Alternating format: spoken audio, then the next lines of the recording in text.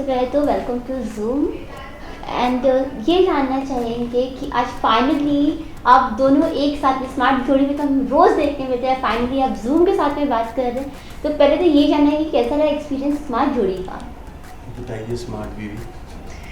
Smart जोड़ी का experience बहुत अच्छा चल रहा है, बहुत मज़ेदार चल रहा है। और आप अपने रियल लाइफ पार्टनर के साथ काम कर रहे हो तो बहुत मज़ेदार, बहुत इजी और बहुत हैपनिंग होता है। तो एक्सपीरियंस बहुत अच्छा चल रहा है। ओके, आप दोनों से जानना चाहेंगे आपकी लव स्टोरी के बारे में, क्योंकि अचानक से सर गए थे एक रियलिटी शो में, बट उसके बाद में ऐसा कुछ हुआ कि बस उनकी शादी की खबरें आ गई। तो सबसे पहले तो आपकी लव स्टोरी के बारे में जानना चाहेंगे। देखिए, शादी की खबरें बाद में आने का मतलब ये नहीं है कि मोहब्बत पहले नहीं थी और पहले ही हम लोग एक दूसरे को जानते थे, एक दूसरे से मिले हुए थे। मैंने इसको शादी के लिए प्रपोज़ किया हुआ था, बट मेरी बात को ज़्यादा सीरियसली लिया नहीं गया, क्योंकि शायद वही है कि कॉमेडियंस की बातों को ज़्यादा सीरियसली लेते नहीं है। जिन लोगों ने लेना होता है वो लेते नहीं है, जिन्होंने नहीं लेना होता वो ले के फिर वो FIR दर्ज करा देते हैं कॉमेडियंस पे। तो ये थोड़ा सही जगह पर सीरियस लेने वाली बात थी। तो क्या होता है जब आपको पता चल जाता है समहाउ कि ये मेरी मंजिल है, मुझे यहाँ पे रुकना है।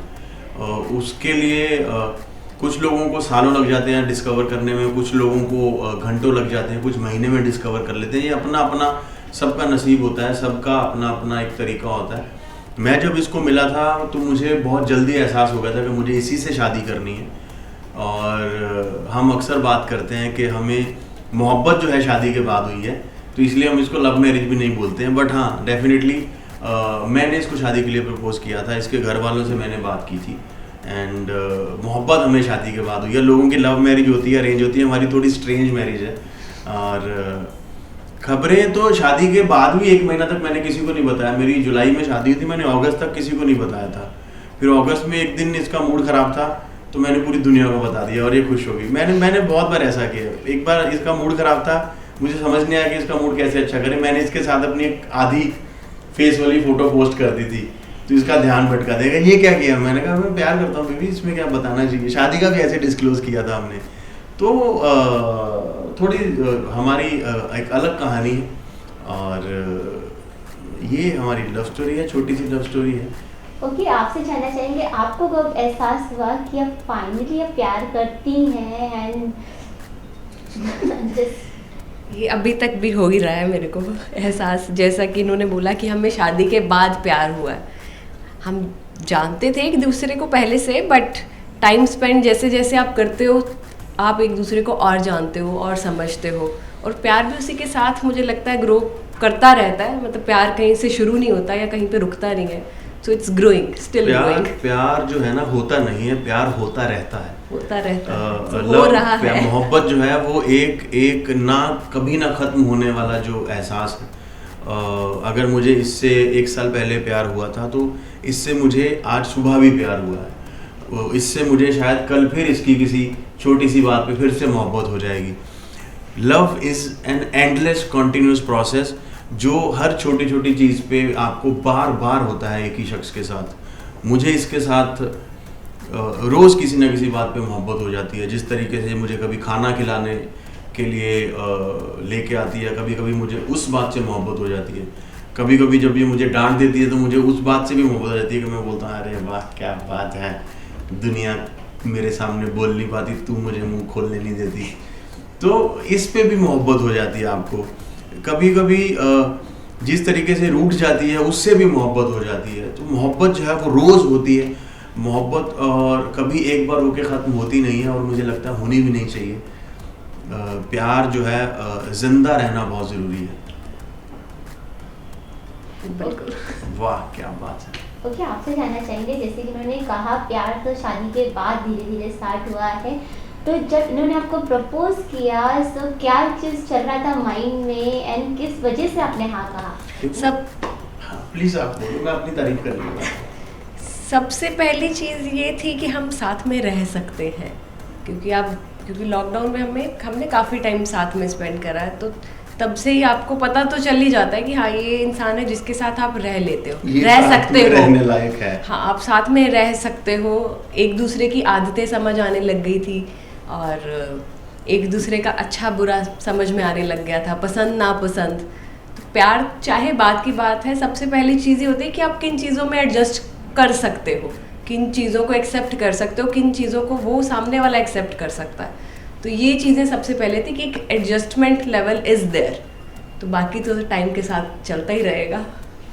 अच्छा लड़का है, कोई ऐप नहीं है और दिखने में भी ठीक ठाक है, सिंगल भी है, तो एडजस्ट भी कर लेता है। और क्या खूबियाँ होनी चाहिए एक अच्छे पति में, इससे ज़्यादा और क्या खूबियाँ होनी चाहिए, है ना? मैंने क्या बोला अभी, हाँ, आपकी तारीफ ही करी है मैंने। वही सब समझते हैं। मज़ा आ रहा है सुन के। ओके कमराज, आपने तो अपनी बहुत तारीफ कर ली, लेकिन अब इनकी तारीफ की बारी आ चुकी है। आपको बताना होगा ऐसा क्या सोचकर आपने इन्हें प्रपोज किया, ऐसी क्या क्वालिटीज थी जो आपने बोला कि नहीं अब इन्हीं से शादी करूंगा? समर्पण जो है ना, वो जो अपनी खुशी से ऊपर किसी के लिए, वो बहुत बड़ी जो है वो क्वालिटी होती है जो इसके अंदर है। हम लोग गोवा गए थे, मेरा पहला बर्थडे ट्रिप था। मैंने लाइफ में कभी अपने बर्थडे सेलिब्रेट नहीं किए, इसने बोला करेंगे।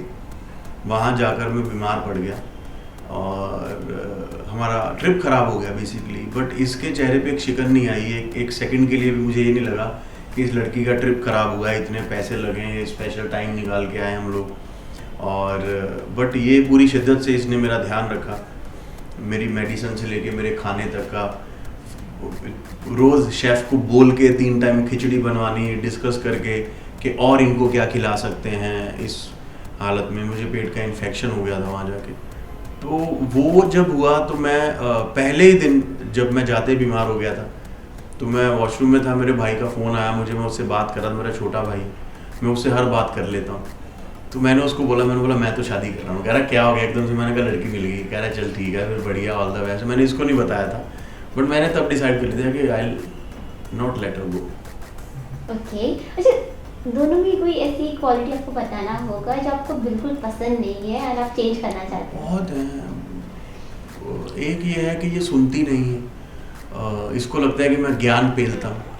ये भी बहुत बड़ी बात होती है ये, मैं बिल्कुल सुनती हूँ आपकी। हाँ मतलब कुछ चीज़ों में, मतलब मेरे कहने का मतलब ये है कि जब मैं इसको समझाता हूँ, इसको लगता है मैं ज्ञान दे रहा हूँ, तो वो फिर ये प्रवचन नहीं सुनती है। तो वो एक मुझे ऐसा लगता है कि इसको, है ना बेबी, कि नहीं बेबी, देखा मैंने अभी बोला ना, ये नहीं सुनती, ये नहीं सुन रही, देखो तुम लोग के सामने ही है। नहीं, ये जो है ना, ये थोड़ा खुद का ध्यान कम रखती है, ये खुद पे फोकस कम रखती है, मुझ पे ज़्यादा रखती है। और मुझे ऐसा लगता है कि इसको खुद पे भी बहुत फोकस रखना चाहिए, और वक्त पे खाना, अच्छा पहनना, खुश रहना, खुद को पैम्पर करना, सेलिब्रेट करना खुद को, ये सब चीज़ें जो मुझे लगता है इसको करनी चाहिए, जो ये कम करती है। और इनमें सब अच्छा, इनमें कुछ ऐसा नहीं है जो मैं बोलना चाहूँगी। ये तो झूठ हो गया ना। अब क्या बोलूँ मैं, आप में कुछ अब है ही नहीं। अब आपकी कुछ आदतें हैं, वो आदतें होती हैं डेली लाइफ की, कि एक बंदा न्यूज़ चैनल लगा के बैठा है, उसकी खाने पीने की आदतें होती हैं कुछ, कि किसी भी टाइम पे गलत तरीके से खा लो या गलत खा लो। तो ये छोटी छोटी डेली रूटीन की कुछ चीज़ें हैं जो ये नहीं ठीक करते, इसलिए फिर मैं भी नहीं सुनती बहुत सारी बातों पे। सी आई टोल्ड यू, ये नहीं सुनती, खत्म कहीं हुआ, वही हुआ ना कि मैं नहीं सुनती।